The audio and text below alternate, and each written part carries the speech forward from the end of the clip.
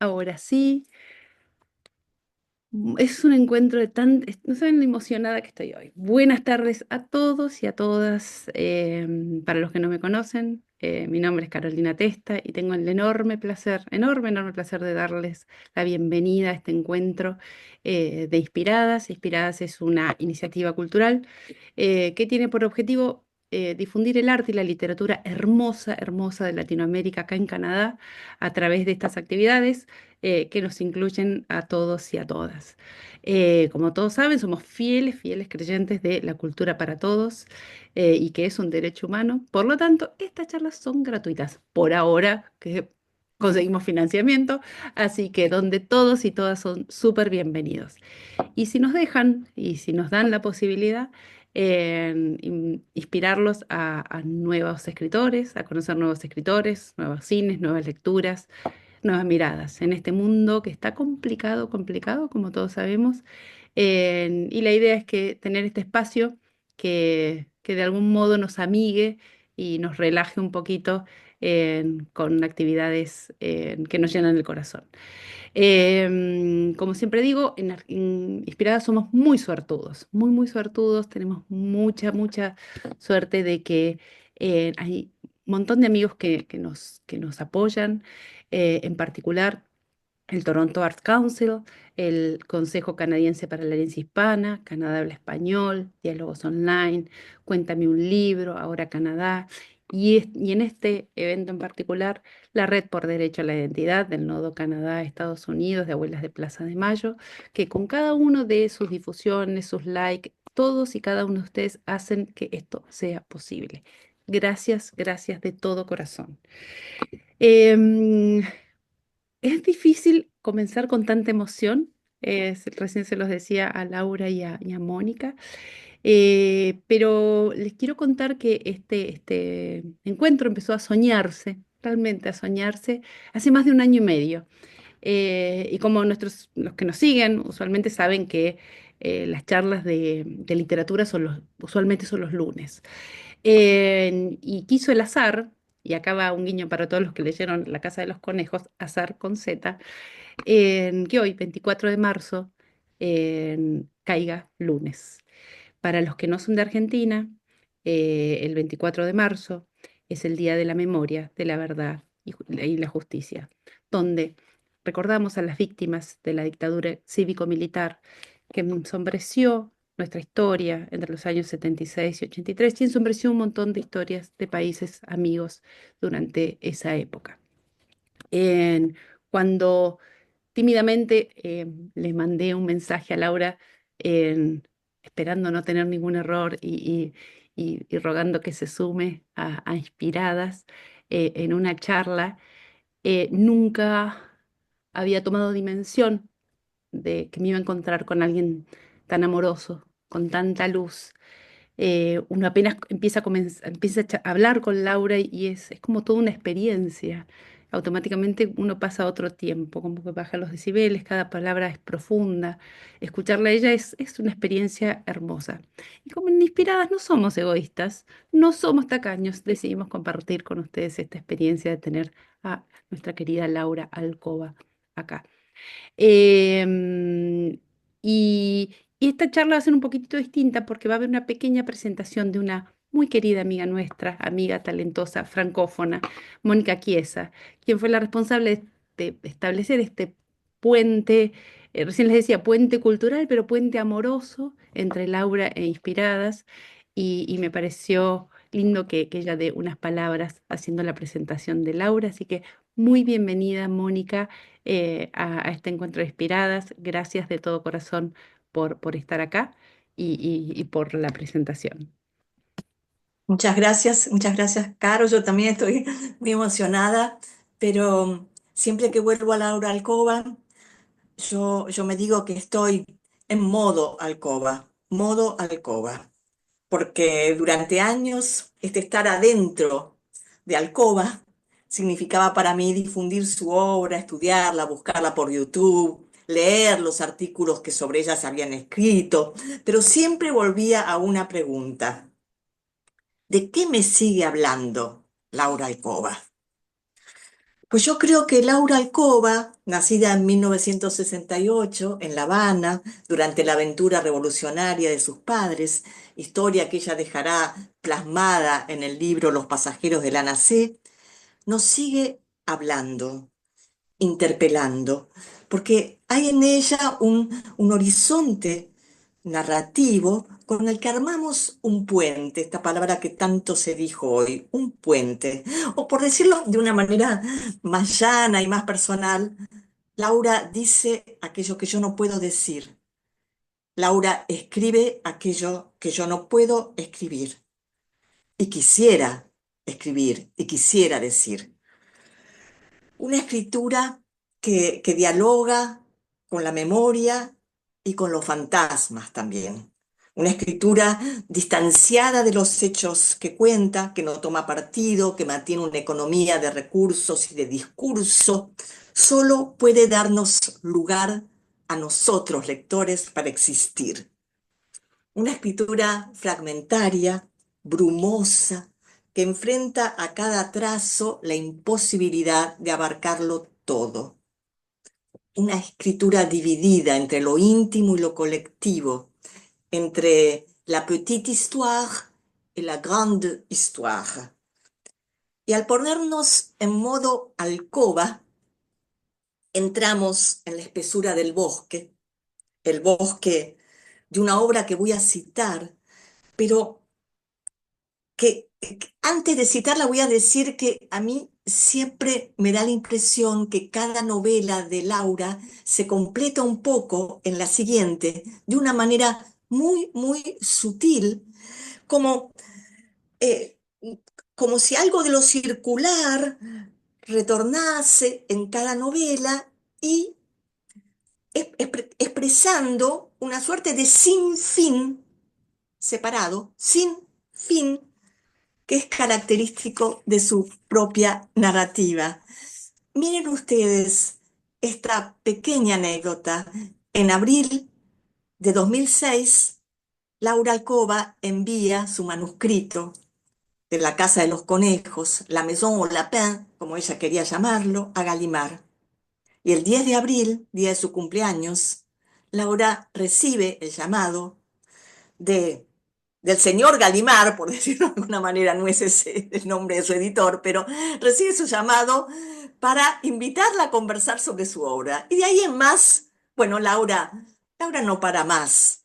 Y Laura publica en 2009 El Jardín Blanco, novela polifónica. Sigue con la trilogía El Azul de las Abejas en 2013.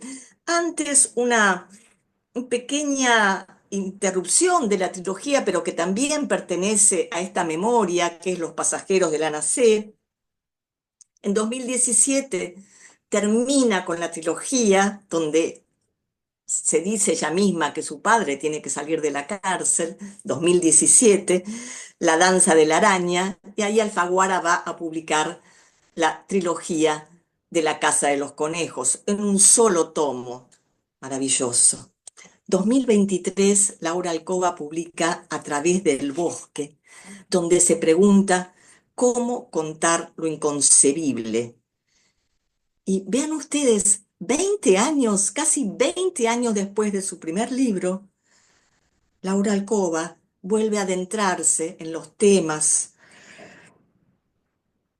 que son obsesionales para ella: la niñez, la memoria, la maternidad, los lazos de filiación, la reparación del trauma, el exilio, la violencia, la desaparición. Estar en modo alcoba es sentir la necesidad imperiosa de leerla.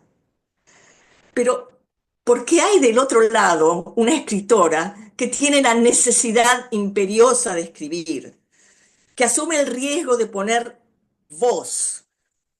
Estar en modo alcoba es recibir con júbilo la publicación del libro Los ríos del mar dulce, ahora por Edasa, en español, donde Laura Alcoba vuelve a lo doble que atraviesa su escritura: la lengua, los ríos de Argentina, los ríos de Francia, los recuerdos de aquí y de allá, que surgen que emergen del tiempo a destiempo, de las ruinas del pasado.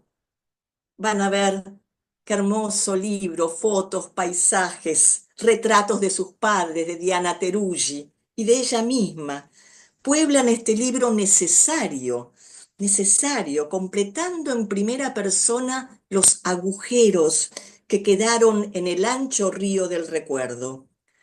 Laura comparte con nosotros retazos de su vida, abre su aparador, se sienta y escribe. Y como ella dice, para intentar pasar sin daños del otro lado. Claro que sí, Laura, aquí estás, del otro lado. Muchísimas gracias, Moni, muchísimas, muchísimas gracias por esta presentación. Ahora sí, muy, muy bienvenida, Laura Preciosa. Bueno, estoy como emocionada también de escuchar estas presentaciones y bueno, este cariño con el que me reciben. Bueno, es un día muy particular, 24 de marzo hoy, y bueno, será un signo, ¿no? El signo de algo. No sé, ya vamos a entender de qué. Em, bueno, no sé cómo quieren que... Quiso el azar que, que el 24 de marzo estuviésemos reunidos todos acá, ya a punto de ser 150 personas en la sala, Lau. Y un poco es por dónde empezar, ¿no? O sea, cuando a nosotros nos llega este primer shock, que es la casa de los conejos, y Mm. nos deja en un estado de, de estupefacción en algún punto, porque digo que esta niña, esta voz y estos silencios, y empezar a entender, bueno, ¿por qué Laura tiene esta necesidad de escribir? ¿Por qué escribe La casa de los conejos, Laura? Necesidad, creo que pronunciaste la palabra adecuada. Yo en cierto momento sentí la necesidad primero de volver a pisar ese lugar del que tenía un recuerdo un poco borroso, la casa de los conejos, un lugar que me había dejado imágenes mentales, pero acerca del cual no tenía ningún relato familiar, ni ninguna huella, ninguna foto, nada más que impresiones como dentro de mí, imágenes confusas y muy claramente la necesidad de volver a ese lugar, creo que tuvo que ver con un reloj interno del que no tenía conciencia, del que tomé conciencia después, que tiene que ver algo así como con una generación, ¿no? 2003. Yo me fui de esa casa en el 76 y durante años miré hacia adelante, como dice Jorge Semprún en La escritura o la vida. Tiene unas frases muy fuertes acerca de esos momentos en que uno después de un episodio, ¿no? particular que te dejas cerca de la muerte o digamos, de algo colectivo muy, muy fuerte, tal vez uno no puede mirar hacia atrás porque no tiene la fuerza necesaria, ¿no? Y hace falta cierto tiempo para tomar una especie de envión y mirar por fin hacia atrás. Y creo que tiene que ver algo así como con una generación. Fue muy extraño porque yo sentí esa necesidad en París. Ya hacía años que vivía en París y llevando una vida francesa.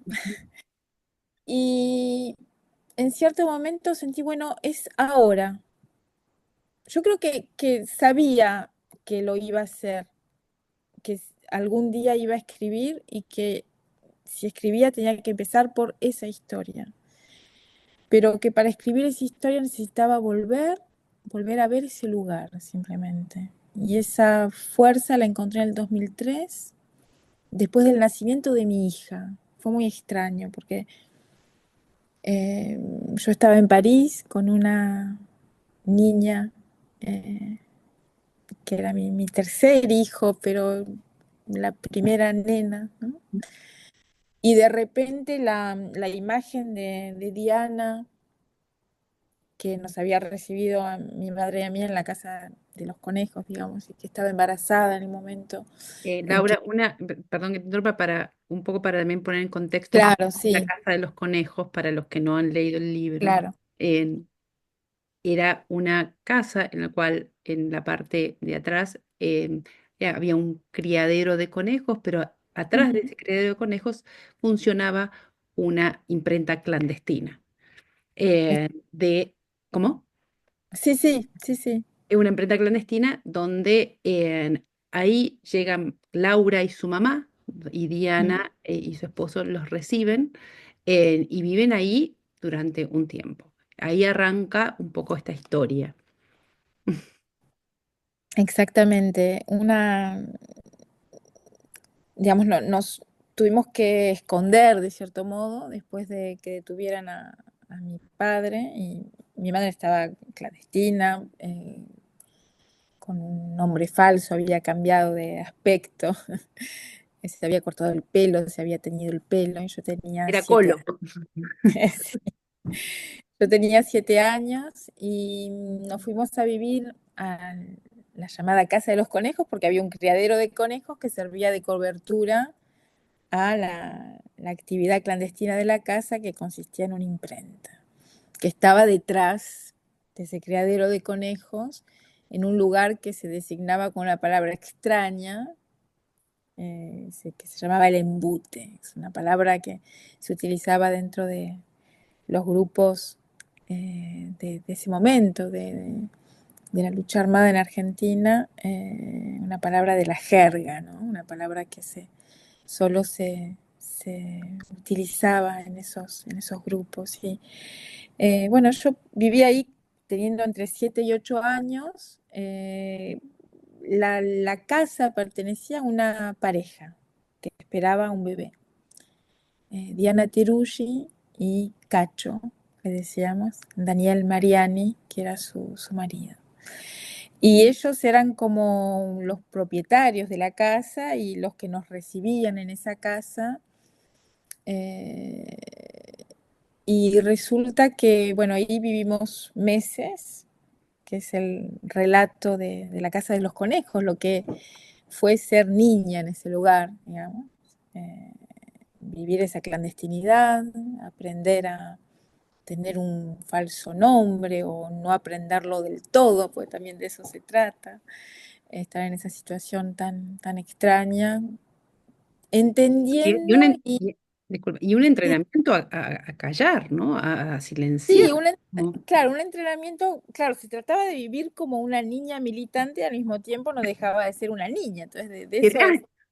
trata el libro, ¿no? De ese desfase, digamos, entre la situación y la infancia, que a pesar de todo no deja de ser una infancia.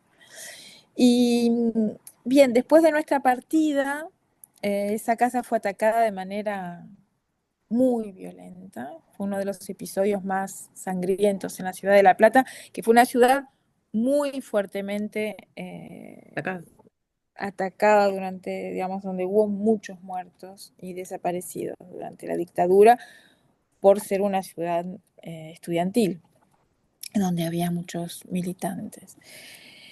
Pero dentro de lo que pudo ser la represión en el momento de la dictadura en La Plata, el ataque a la Casa de los Conejos fue uno de los más violentos que hubo en la ciudad. Se atacó esa casa con bombas incendiarias desde el cielo, en helicóptero. Eh, Realmente fue un operativo de tipo militar. Las personas que estaban en esa casa murieron, y el bebé de Diana, que había nacido unos meses antes del ataque, desapareció.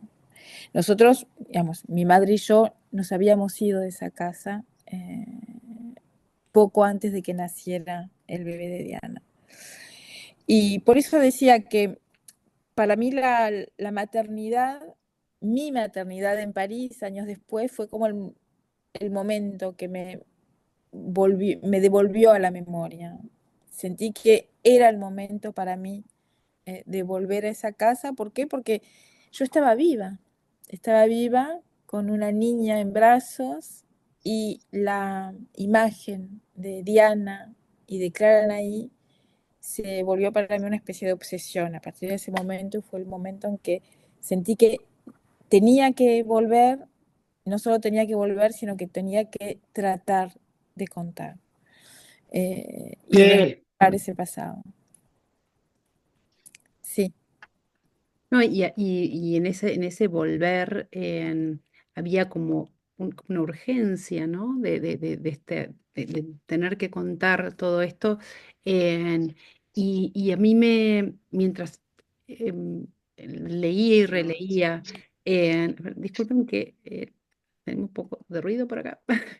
Em, mientras leía y leía, iba pensando en esta niña de 7, 8 años, eh, y cómo cada escena del libro iba siendo un recuerdo, ¿no? O sea, de cómo fue esta cosa de reconstruir, sentí esa reconstrucción de cada uno de los recuerdos y después una hilvanación exquisita del lenguaje en el cual se une toda esa historia y, y uno y el pacto ese con el lector es emoción pura con esa niña. Mira, ese libro nació muy lentamente. Nació primero del retorno, de simplemente el hecho de volver y de estar de nuevo en ese lugar. eh, Se me vino como una avalancha de imágenes, de sensaciones. Fue algo muy emotivo para mí. Sentí que esa casa me hablaba. Eh, Wow. Me volvieron imágenes, claro, me encontré de repente delante de una pared llena de balazos, de disparos, la casa había quedado, se había mantenido tal como había quedado después del ataque, eso gracias al trabajo de Chicha Mariani, una de las fundadoras de Plaza de Mayo, de Abuelas de Plaza de Mayo, que era la madre de Daniel Mariani, que mantuvo esa casa tal como había quedado después del ataque. Por lo tanto, fue fuertísimo para mí tener imágenes de vida, de infancia, de juego en esa casa y al mismo tiempo encontrarme en una casa en ruinas. Esa superposición de los recuerdos, las imágenes que podía tener mentales y de encontrarme en ese lugar que hablaba de lo que había pasado fue algo casi vertiginoso para mí. Y fue al volver de ese viaje que hice a La Plata en el 2003 cuando empecé simplemente a poner por escrito algo así como, bueno, ¿y de qué me acuerdo? ¿Qué imágenes me vuelven? Entonces veía los conejos, veía la imprenta, veía a Diana tan bella, veía así como imágenes, como una serie de flash. Y fue el primer trabajo de escritura, como decía, fue simplemente poner por escrito esas imágenes, como el álbum de fotos que no tenía, ¿no? Bueno, porque además hay un capítulo en La Casa de los Conejos que recuerda que estaba prohibido sacar fotos en Claro. ese lugar por razones de seguridad. Por lo tanto, por supuesto, no podía ver imágenes de eso. Yo no las tenía, pero nadie las tenía, imágenes de lo que había sido la vida en ese No, lugar. y quizás también ese saber que no iba a haber imágenes, digo, cómo se imprime en esa memoria, ¿no? Somos lo que recordamos, digo, si partimos de ahí, digo, cómo por ahí se aferraron más esas imágenes. Sí, y el primer trabajo fue escribir el álbum de imágenes que no tenía, el álbum de fotos que no tenía. Y fue una primera etapa que me costó muchísimo, y fui a buscar cada imagen como lejos, lejos. Y después sí, a partir de esas imágenes fui hilvanando poco a poco el libro y ocurrió algo muy extraño. Yo tenía otra idea del libro al principio. Yo quería que una voz adulta acompañara ese relato, que una voz adulta explicase.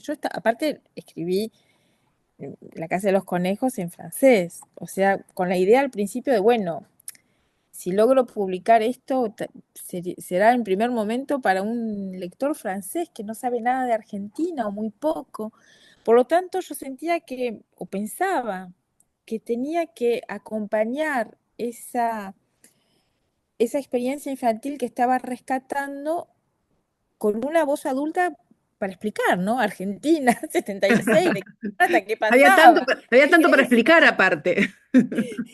Y, y al mismo tiempo, a medida que avanzaba en el libro, la voz infantil, la voz de la nena era mucho más fuerte. La voz adulta al lado se quedaba chica o no me llegaba o no tenía sentido.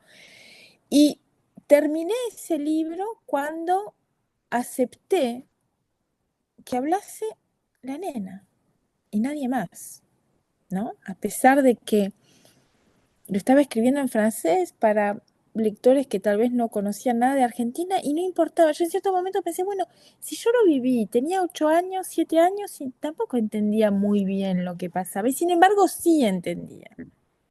Entendía y no entendía, estaba ahí. Era así.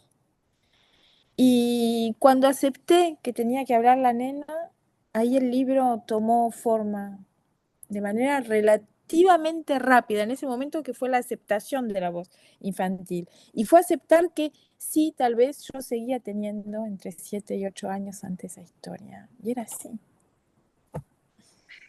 Es, es, es hermoso esa imagen de Laura estaba ahí, o sea, durante todo el libro, o sea, Laura está ahí, o sea, Laura que hoy es adulta, pero no deja de estar ahí todo el tiempo. Es maravilloso, incluso en la trilogía, en los tres libros, Laura está ahí. O sea, no hay otra persona, no hay otra voz. Y es una voz que va creciendo, que va madurando, le van pasando cosas distintas. Nombraste a Chicha Mariani en esto. Em, en algún momento tuviste una comunicación con ella, diste con ella. Sí, di con ella por esas casualidades increíbles. Yo tenía su nombre, por supuesto, en mente, pero como que nunca me había animado, nunca, bueno. Y en una cena en París, alguien que no sabía que yo había vivido o que apenas sabía, nombró a Chicha Mariani, porque, bueno, era un argentino eh, que había conocido el exilio también y su madre, abogada, hoy murió, su madre había recibido a Chicha Mariani en las Naciones Unidas en Ginebra durante la dictadura para que presentase el caso de desaparición de Clara Ney. Y en esa cena, en la casa de este amigo, él nombró a Chicha Mariani. Yo no me, recuerdo muy bien que en esa cena no me animé a decir nada. Al día siguiente lo llamé y le dije, ayer hablaste de alguien con quien yo me crucé cuando era chica y me gustaría entrar en contacto con tu madre para saber si me puede dar el número de teléfono. Y fue así como entré en contacto con Chicha Mariani. Fue ese mismo año 2003, le envié un mail a Chicha Mariani. Ya estaba bueno, Chicha Mariani murió casi ciega, pero bueno, tenía una serie de personas al lado de ella eh, que la ayudaban en una asociación. Eh, Me contestó muy rápido. Fue muy extraña muy extraño ese intercambio, porque yo le escribí algo así como, no sé si usted se acuerda, yo era una nena, vivía en la casa de su hijo. Eh, yo- bueno, bueno, por muchos motivos que no, ella, ella me había cuidado en una ocasión, yo sabía que era posible que me recordase. Y, eh, y le decía algo así como, bueno, me gustaría entrar en contacto con ustedes, me gustaría volver a esa casa. Eh, Me contestó inmediatamente un email, bueno, que tengo en algún rincón de mi computadora, que decía algo así como Laurita, como si, como si el tiempo no hubiese pasado, ¿no? Laurita, tal como me conocía ella. Y decía, sí, yo creía que vos y tu mamá estaban muertas. Creo que leer esa frase para mí fue entender que sí había llegado el momento. Porque claro, no estaba muerta. No estaba muerta, tal vez tendría que haber muerto, como tantos. Esa toma de conciencia, leerlo escrito de manera tan directa, fue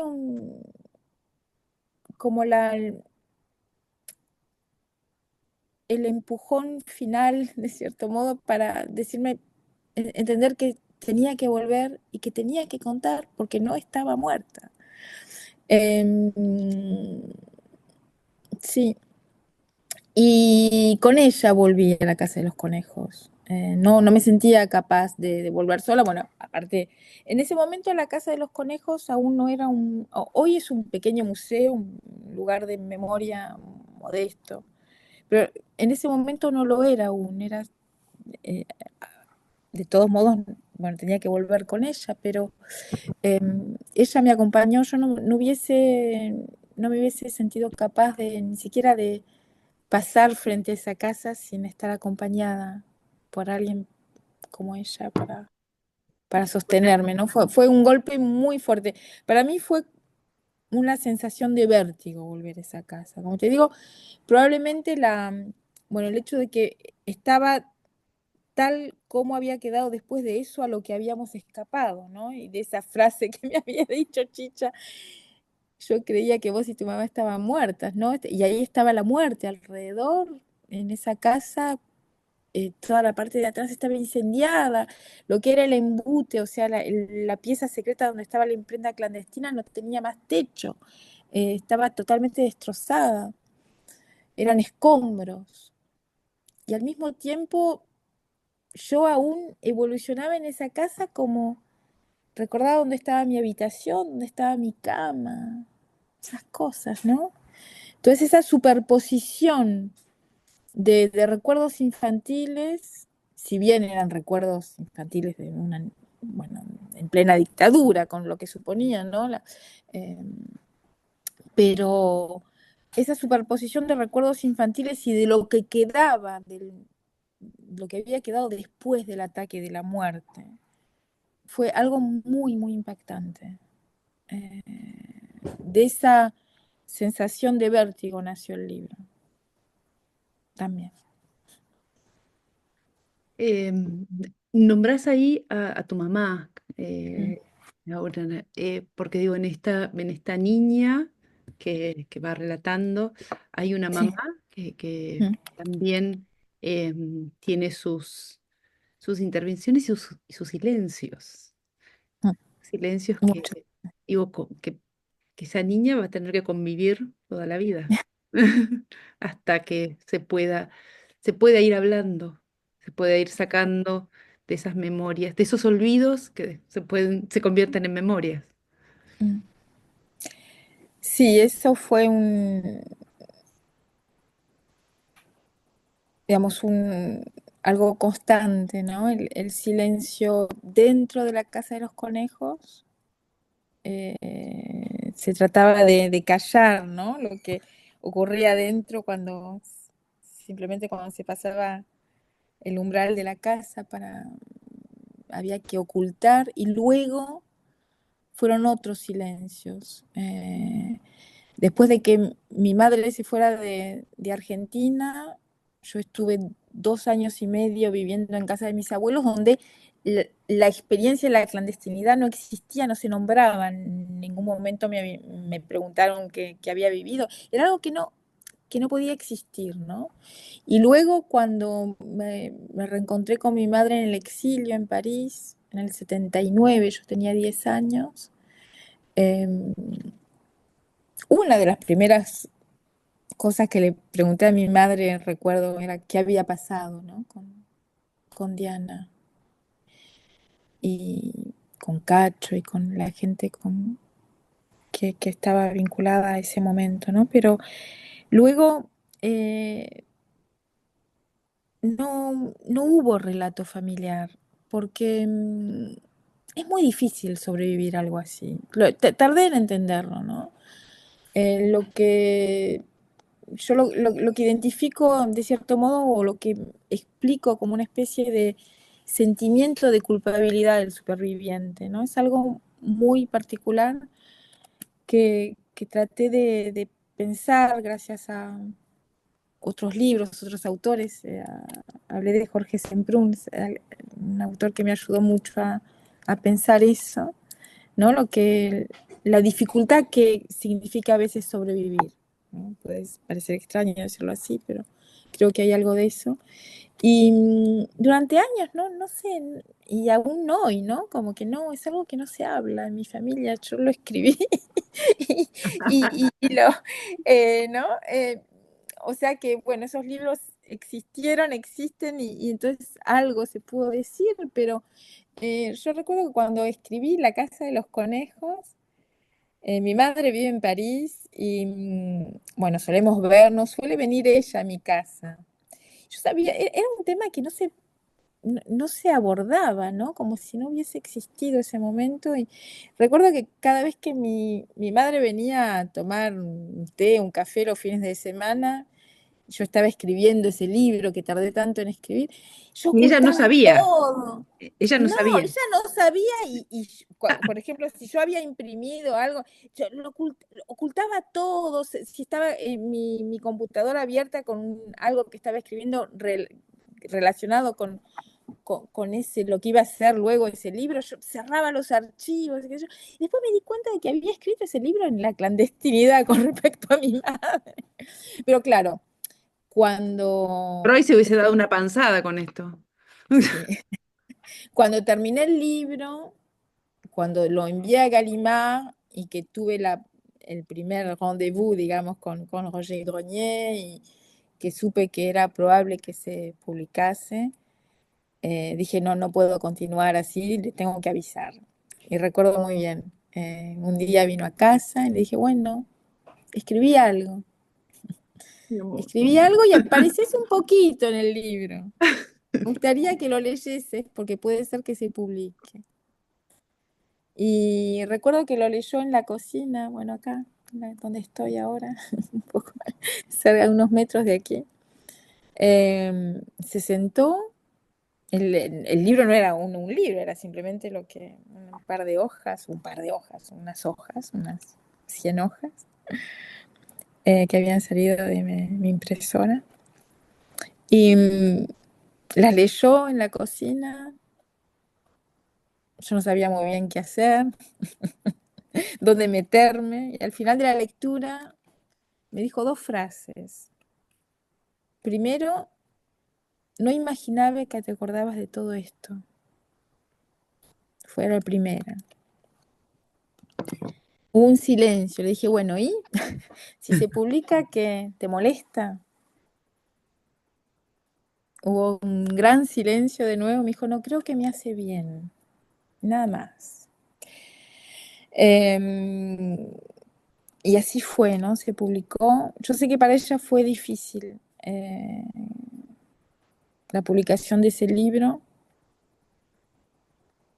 pero bueno, ahí está. Y luego continué con El azul de las abejas, La danza de la araña. Y esa memoria que es mía y que no es mía solo. Por eso también era importante hacerlo, ¿no? Eso de que es mía y no solo mía, eh, era algo que tenía presente en un rincón de mi cabeza, pero de lo que tomé plenamente conciencia en Argentina. Cuando en el momento de la publicación de La Casa de los Conejos, cuando vino a verme una persona a decirme, después de una presentación, viví algo, una infancia muy parecida a la tuya y todavía no la puedo contar. Vino una persona a decirme eso y después vino otra y otra. Y fueron 10 y fueron 20 y fueron 100. Y me escribieron y me siguen escribiendo. Y ahí tomé conciencia de que esa nena era yo y no solo era yo, que era mucha gente. Y que por eso había sentido esa necesidad, que había llegado el momento. De hecho, digo, yo sentí esa necesidad tan fuerte en el 2003 y me di cuenta en Argentina de que mucha gente la había sentido en el mismo momento, ¿no? Cuando digo hay una generación, hay un momento para callarse, y un momento en que es necesario decir, contar y buscar. Y muchas personas lo sintieron en el mismo momento. Fue muy extraño, porque cuando llegó el libro a Argentina en el 2008, era como si se estuviera esperando. Y yo sentí que era mi historia y que no era solo mi historia. También sentí por qué no era un... Para mí era importante que se pudiese leer como una novela, que no fuese un testimonio, porque me parecía que de ese modo se abrían más las puertas, ¿no? Al lector, ¿no? Para poder ser también esa nena al leerlo. Y, y así tenía que ser, Y es así porque porque el lector no se confunde en ningún momento hay confusión con mm, el lector. El no. lector lee a esa nena, escucha a esa nena todo el tiempo. Y lo que fue muy, muy fuerte para mí fue darme cuenta de que el esfuerzo de memoria que yo había hecho y bueno, que había desembocado en ese libro, ver que ayudaba a muchas personas a hacer su memoria, ¿no? Y a entregármela, a compartirla conmigo y con otras personas también. Eh, Eso fue algo muy, muy extraño y muy emocionante, ¿no? Sentir que venía, lo que yo había hecho entraba en una trama que era mucho más grande, en la que yo era un parte, ¿no? Como una pieza de un rompecabezas que se estaba construyendo eh, de manera, ¿no? De manera abierta y constante y colectiva, efectivamente. Por eso la petite histoire, como dijo Mónica, era mon histoire y era ya historia de tantos, ¿no? En esa, bueno, eso que estuvo pasando de que era tu historia y eran las historias de los otros, ya está pasando también en el chat, donde Mm, leyendo que fue mi historia también.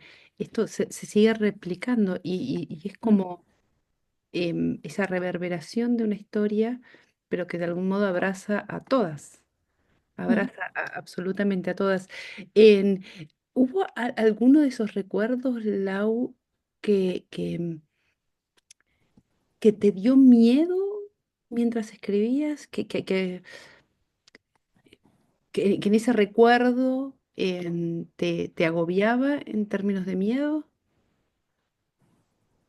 Bueno, sí, la escritura particularmente de ese libro fue muy extraña, porque yo lo escribí en francés y al mismo tiempo estaba allá.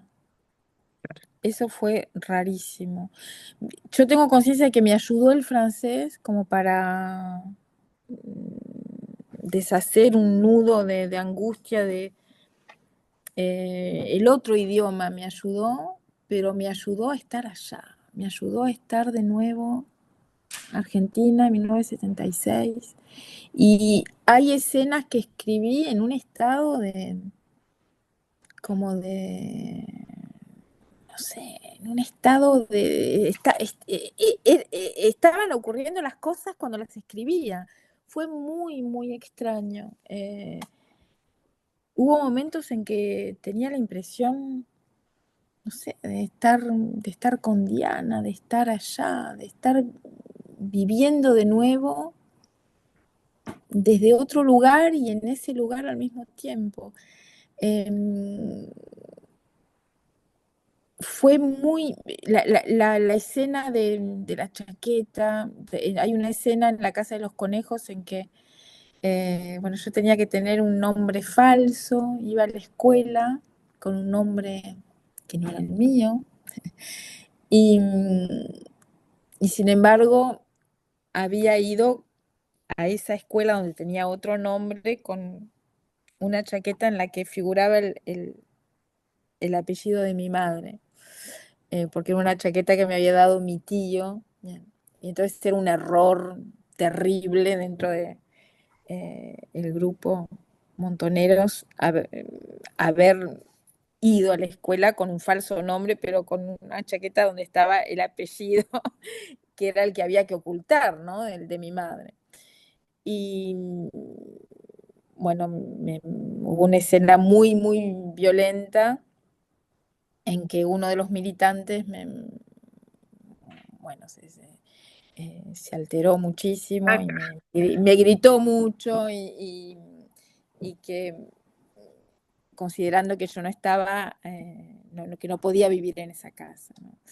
El recordar esa escena, escribirla, para mí era como volver a vivir ese momento de angustia terrible y aparte como de, era como el momento en que se revelaba no solo el peligro en el que estábamos, sino al mismo tiempo que yo no dejaba de ser una nena en una situación que no era la de una nena. Como ahí era como un nudo de cosas que quería, que me parecía muy importante expresar y volver a encontrar, tratar de formular. Pero escribir esa escena fue muy particular para mí, muy, muy, muy particular.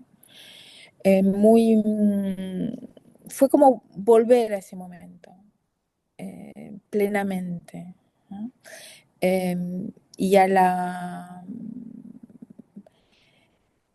lo que podía significar la metida de pata de una nena, ¿no? El, la muerte en la que podía desembocar para todos. Hubo sí momentos muy, muy extraños en que me ponía, como sentía emociones físicas, ¿no? Como piel de gallina. Al mismo Si la tiempo, sentimos nosotros, Laura, ¿cómo no la vas a sentir vos? al mismo tiempo hubo momentos de gran luz y eso también fue una sorpresa para mí.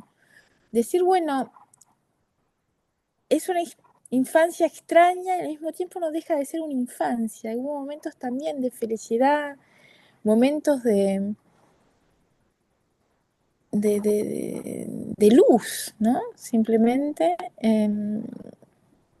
siempre vinculados, o muchos de ellos vinculados a Diana. Y fue una especie es algo que me apaciguó, que me tranquilizó también, ¿no? Decir, bueno, estoy rescatando también algo de luz de todo aquello, algo bello. Eh, y sí, todo eso era como pasar de una emoción a otra. En el momento en que empezó a avanzar la novela, ¿no? Que fue cuando yo acepté, como dije antes, que tenía que dejar hablar a esa nena. Y fue vivir de manera muy, muy, muy, muy, muy intensa por la escritura en una serie de vivencias de la nena que había sido. Es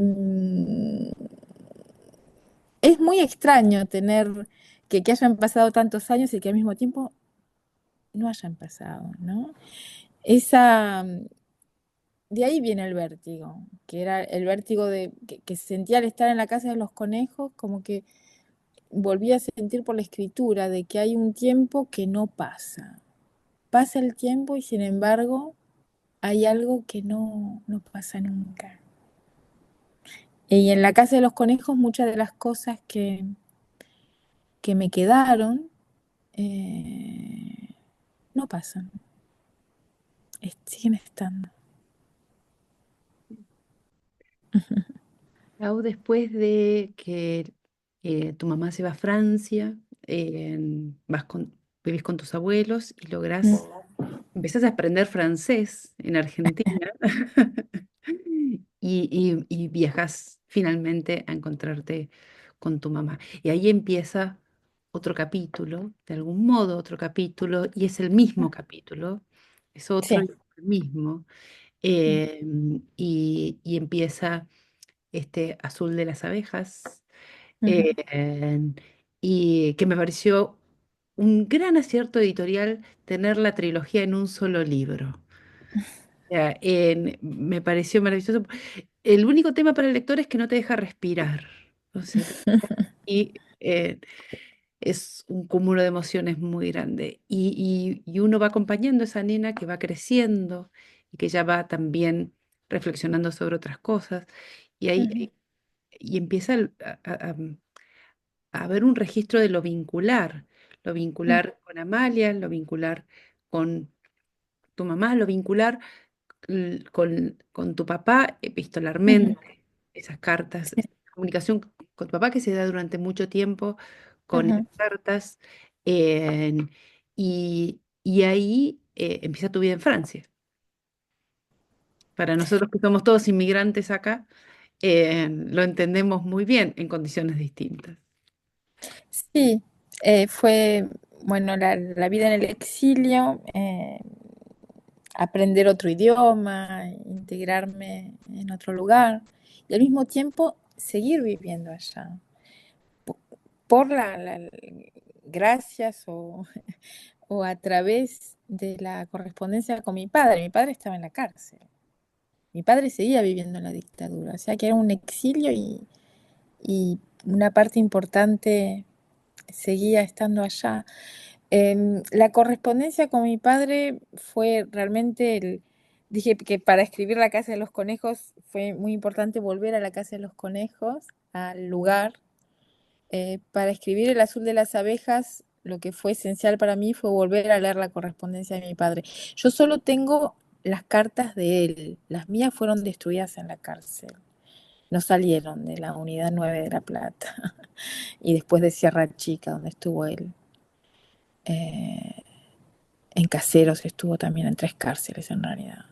Yo siempre hablo de la unidad 9, estuvo años en la unidad 9 de La Plata, pero estuvo en 2 otras más, 2 otras cárceles.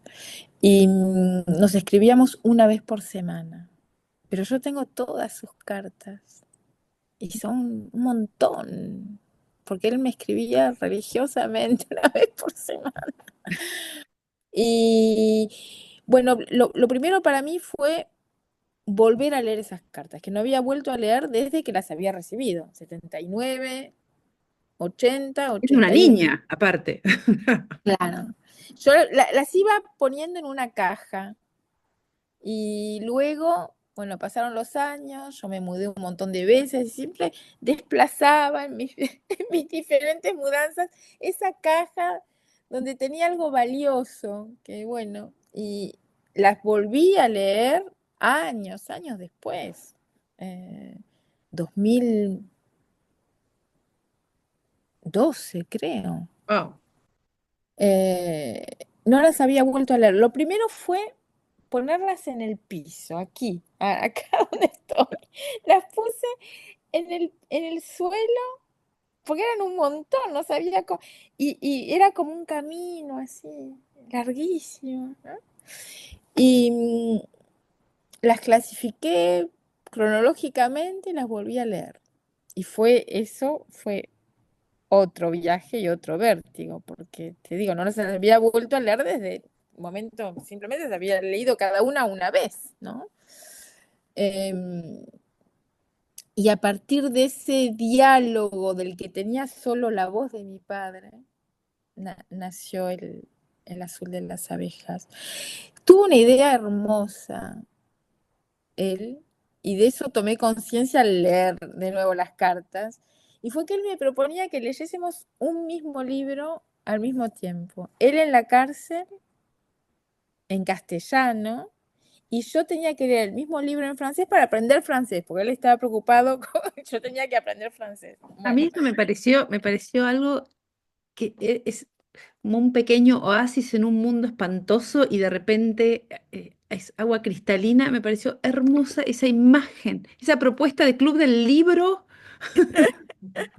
Sí, porque claro, esa correspondencia, por supuesto, era una correspondencia autocensurada, leída, para pasar digamos, para que llegase a mi padre una carta que yo le escribía, por supuesto que eran abiertas, leídas, en las dos, digamos, las que él me escribía, las que yo escribía, las que, bueno, era una correspondencia revisada, censurada, que seguía estando bajo la dictadura. Nosotros estábamos en exilio, pero esa correspondencia era volver a la dictadura y volver a las leyes, de todo lo que no se podía decir. Por supuesto, mi padre nunca hablaba de las condiciones de detención, nunca hablaba de lo que había sido para él. Por supuesto, él vivió cosas durísimas en la cárcel, pero nunca se hablaba de la realidad. ¿Pero de qué se podía hablar? ¿De qué podíamos hablar una vez por semana? De los libros que leíamos juntos, y era como estar en el espacio imaginario del libro. Eso fue increíble, porque entonces íbamos avanzando, íbamos viviendo cosas en torno al libro que leíamos y que comentábamos, yo como podía, ¿no? Porque él siempre me hacía propuestas increíbles, ¿no? Una de ellas fue La vida de las abejas de Maurice Maeterlinck, que es un libro dificilísimo, pero en ese libro hay una frase que era probablemente la única que yo había entendido de ese libro que había leído en francés. Es un libro muy difícil, es como filosofía sobre las abejas al mismo tiempo, digamos, en fin. Pero en ese libro había una frase que en francés es Le bleu est la couleur préférée des abeilles, que significa el azul es el color preferido de las abejas.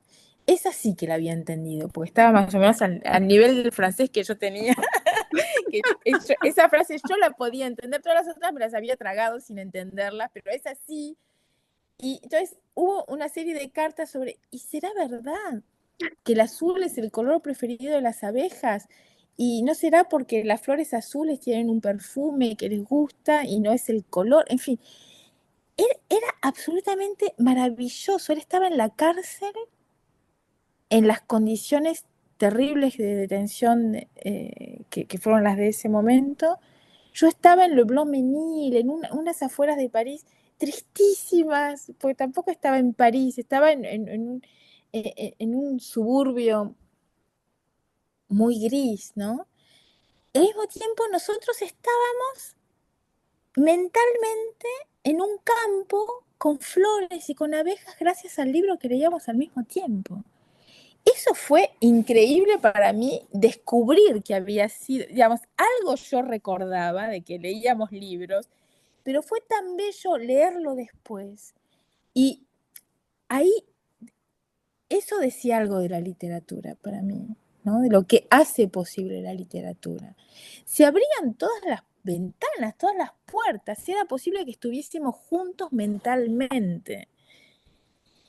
Claro, mi padre me propuso un montón de libros así en lectura, pero bueno, quedó ese de Maurice Maeterlinck porque me pareció tan bello ese momento, ¿no? Y por todo lo que significaba, todas las imágenes que había suscitado la lectura de ese libro que yo veía en las cartas, ¿no? Toda esa charla que habíamos tenido tan abstracta, ¿no? Sobre los colores y al mismo tiempo tan colorida, tan en el sentido, ¿no?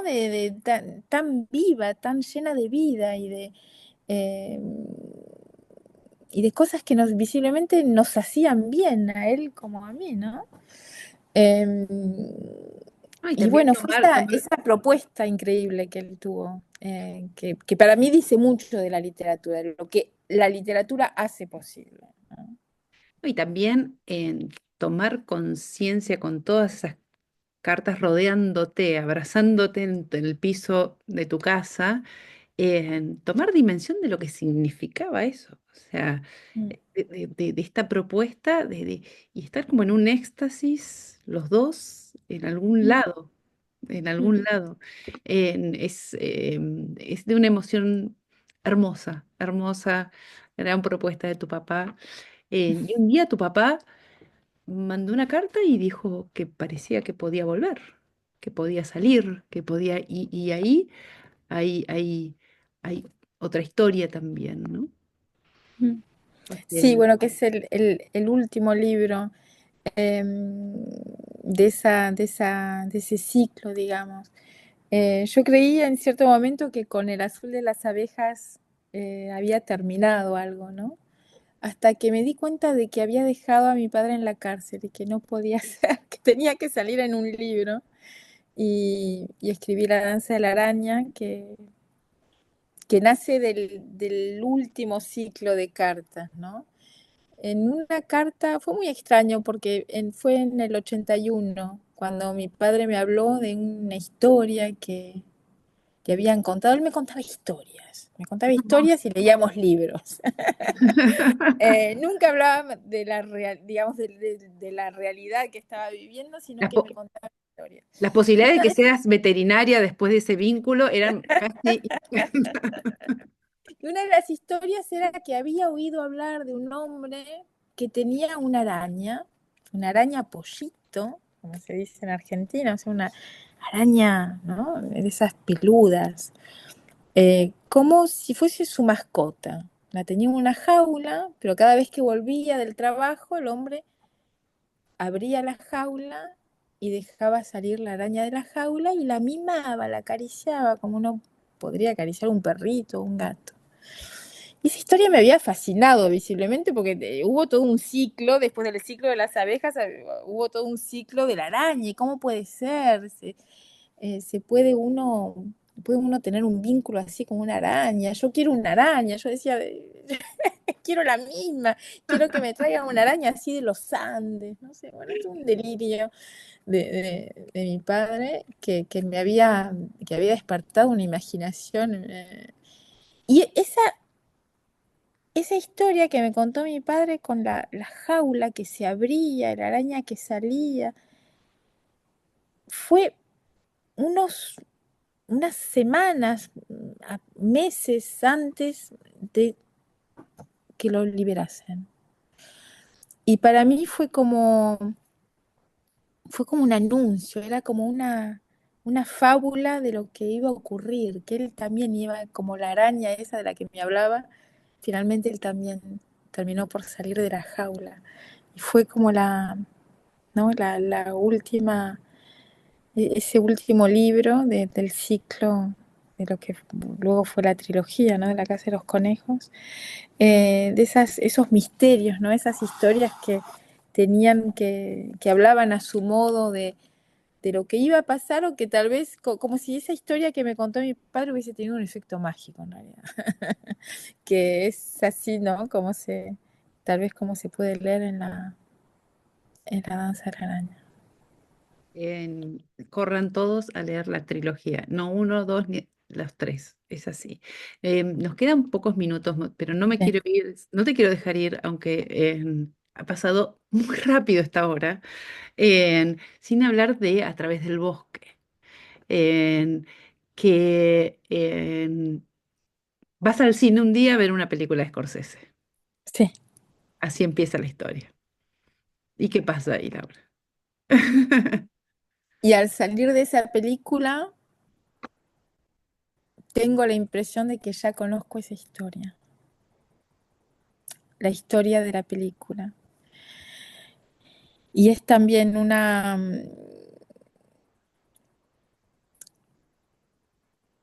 forma de investigación, esta vez no sobre mi historia personal, sino sobre la historia de otras personas. Es un libro sobre la locura, pero también un libro sobre la fuerza de la infancia, sobre la fuerza de los cuentos, sobre lo que pueden los cuentos y sobre lo indestructible de la infancia en realidad. Pero claro, es muy, muy corto el tiempo pero puedo decir que en esa historia se No, nosotros encuentra, tenemos todo el tiempo del mundo, Laura, ¿eh? No, vos no te preocupes, que nosotros tenemos todo el tiempo del mundo, solo que no te queremos explotar. se encuentran como muchos hilos que voy persiguiendo desde hace tiempo, ¿no? Y que no termino de entender. Em, Creo que es un libro en realidad, sobre todo lo que los niños entienden, a pesar de que los adultos piensen que no lo entienden, y sobre la manera que pueden tener los niños de proteger a los adultos también. Pero también es una historia durísima, de una madre que enloquece y que comete un acto terrible eh, hacia dos de sus hijos. Una niña se salva y en torno a esa niña que se salva se vuelve a poner en ruta la vida, más allá de la muerte. No sé, puedo decir algo así, pero también tal vez se podrían decir otras cosas. Pero sí, lo que me decidió a contar esa historia, a investigar sobre esa historia, eh, es la existencia de esa niña que se salvó y que creció a pesar de todo, en un entorno de superando o, sí, superándolo, una historia terrible de la tragedia familiar más terrible que se puede imaginar, que es la locura de una madre que comete el gesto irreparable sobre dos de sus hijos. Pero la nena que se salva permite que después de la noche surja algo que tiene que ver con la luz. ¿Sí? ¿Qué Y más puedo decir? muchísimo, muchísimo. Esa niña que de algún modo crece y se hace un ser luminoso Mm, y casualmente es fotógrafa, donde la mm, luz te escuchaba en ujú, alguno de los reportajes, cumple un papel determinante en la mirada de todo.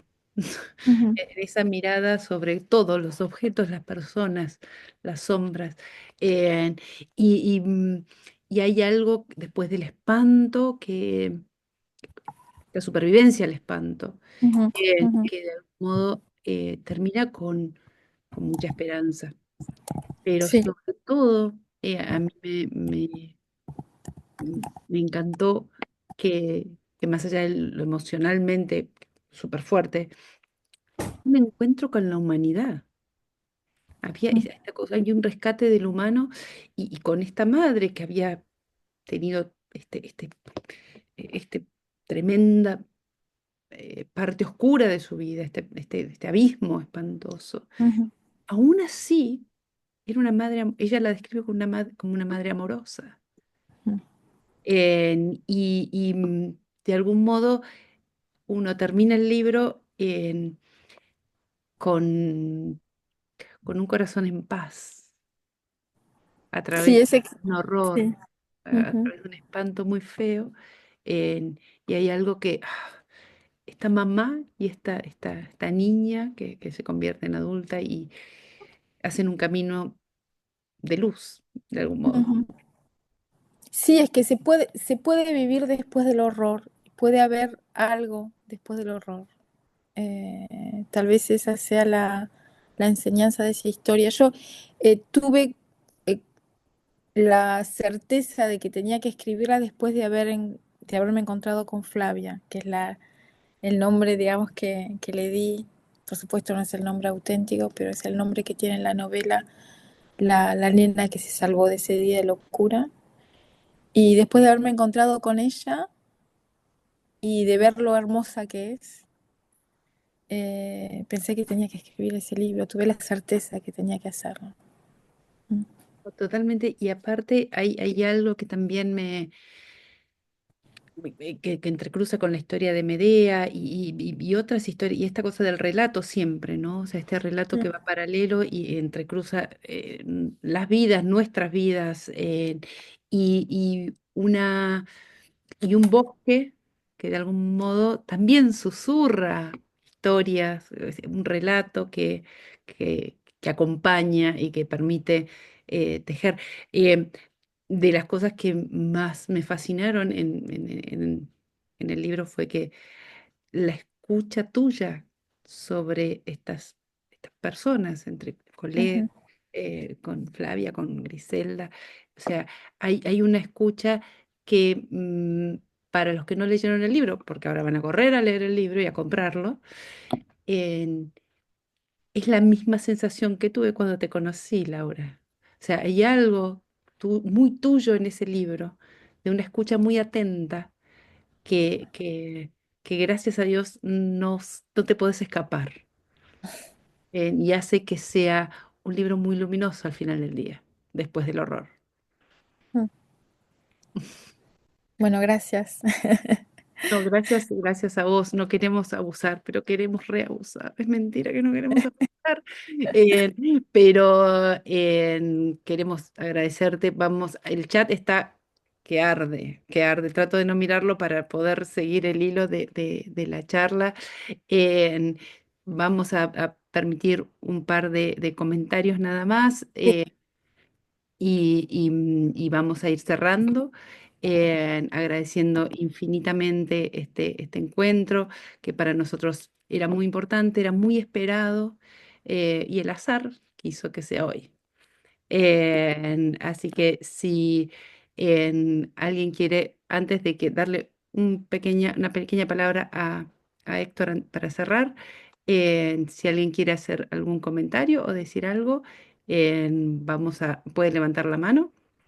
en- y sí, 510567. Soy Tere, Tere, ahí está. de La Matanza, Laura, emocionadísima. Abrazo. Nos vimos en la Feria del Libro. Queremos verte pronto. sí. Espero, me gustaría muchísimo ir a Argentina. Espero poder volver tal vez el año que viene. Eh, Me gustaría muchísimo, extraño mucho a Argentina, extraño mucho la generosidad también de los lectores argentinos, que es algo para mí único. Muchísimas gracias, Tere. Muchísimas gracias a todos y a cada uno por estar acá.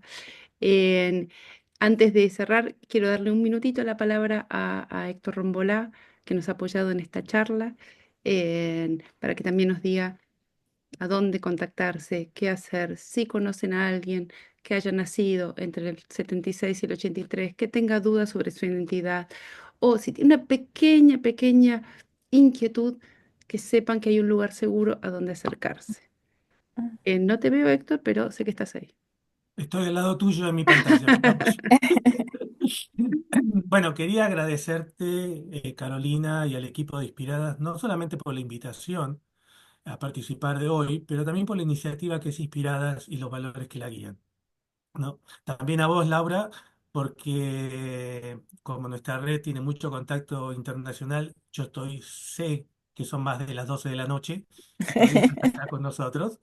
¿No? También quiero agradecer a todos los presentes que están interesados o interesadas en lo que vos, Laura, tenés que decir. Mi nombre es Héctor Rombolá y soy referente de la Red Argentina por el Derecho a la Identidad en Canadá y Estados Unidos.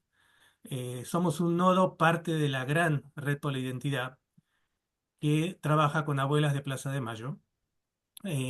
Tenemos voluntarios, somos un grupo totalmente voluntario en todas las provincias de la Argentina, en Europa y en Norteamérica.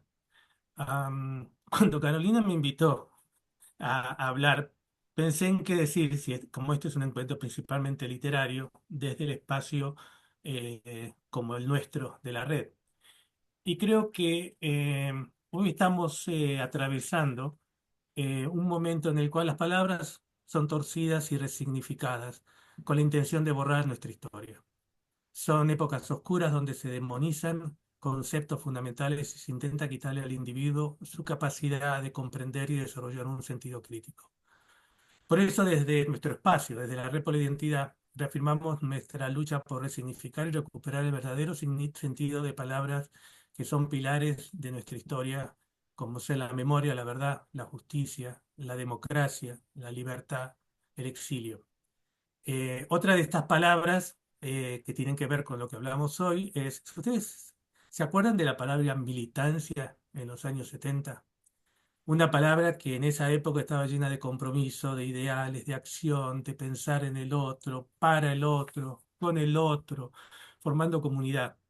Militancia y comunidad son palabras que ya casi se pronuncian en secreto, en la intimidad de los que piensan del mismo modo que uno. Y estos son ejemplos de la batalla cultural que enfrentamos hoy y que no es menor. Nos quieren hacer creer que la historia cambia, que se puede reinterpretar a conveniencia, pero la historia no cambia. Se puede ocultar, tergiversar, manipular, pero la verdad permanece. Y nuestra misión es no dejar que nos roben esa verdad, que nos infundan miedo o vergüenza por pronunciar palabras que alguna vez fueron el motor de una generación comprometida con un mundo más justo. No, como en algún momento dijimos hoy es 24 de marzo, el Día de la Memoria por la Verdad y la Justicia.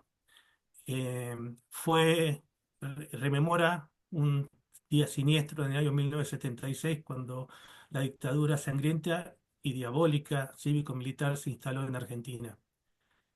Esa dictadura arrasó con vidas, proyectos, sueños, generaciones enteras.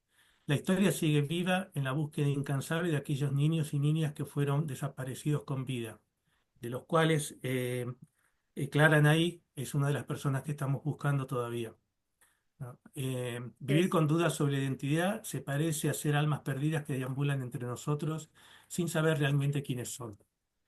Y es aquí donde encontramos, por lo menos para mí, el puente con la obra de Laura Alcoba, ¿no? La literatura es un testimonio de esa época y de sus secuelas, ¿no?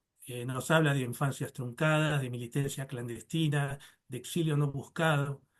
Nos recuerda que no solo los adultos fuimos víctimas del terror, sino también niños arrebatados de sus familias, testigos de atrocidades, forzados a crecer en la sombra de un horror que no podría nombrarse.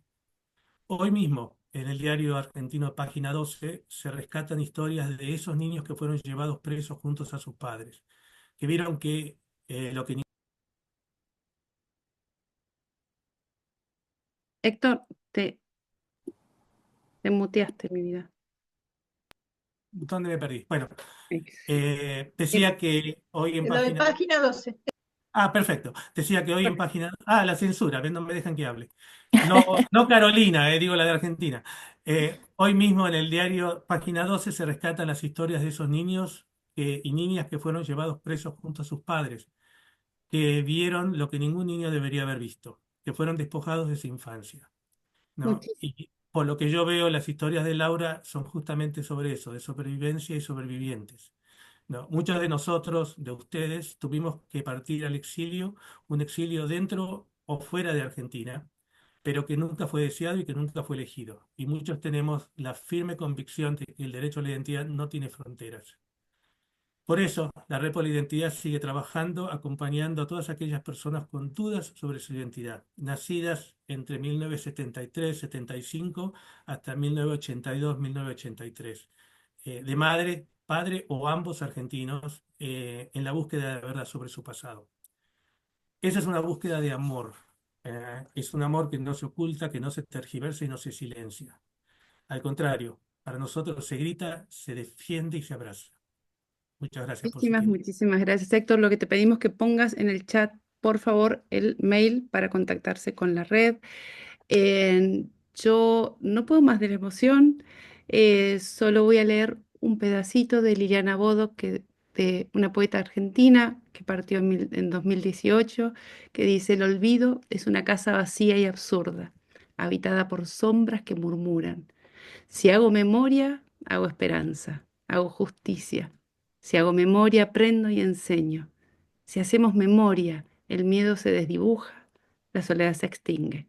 La memoria es una cosa donde cabemos todos nosotros, todos los que hoy estamos acá escuchando a Laura Alcoba. Gracias, Laura, de todo corazón por haber compartido este encuentro con nosotros, este encuentro realmente luminoso para muchos de todos nosotros. Gracias de todo corazón y este aplauso es para vos. Gracias, gracias a ustedes. Es muy emocionante ver que estamos lejos y al mismo tiempo juntos y cerca. como con tu Eh, papá. y- sí. Gracias a todos y a cada uno. Los esperamos el próximo 9 de abril para un encuentro que va a estar muy bueno también con Marco Panatonic. Él es un cineasta indígena peruano, donde vamos a charlar sobre su última película, Rinca, con nuestro querido Roger Cosa. Los esperamos a todos y a cada uno y me voy a buscar unos tissue paper para seguir llorando y no pasar vergüenza delante de todos ustedes. Gracias de todo corazón. Llorar está permitido, Carolina. Gracias. Un abrazo para cada uno de ustedes. Muy emocionante Gracias todo. a todos, gracias Gracias, Laura. Gracias. gracias. Gracias a Gra- todos. Gracias, gracias, gracias, gracias. Gracias, Laura, gracias, Caro. Gracias, Moni. Gracias, La gracias. llevo Gracias, Mónica. siempre en el corazón, siempre. Tus palabras, Gracias, Mónica, Mónica. me llegaron al alma. Tu presentación fue preciosa. Gracias. Gracias, gracias. Salgan todos a comprar los libros de Laura ya mismo. No, ya, de hecho, ya los Todo. empiezo a encargar mañana. Gracias. Bye, Gracias, bye, chao. Mónica. Ah, chao.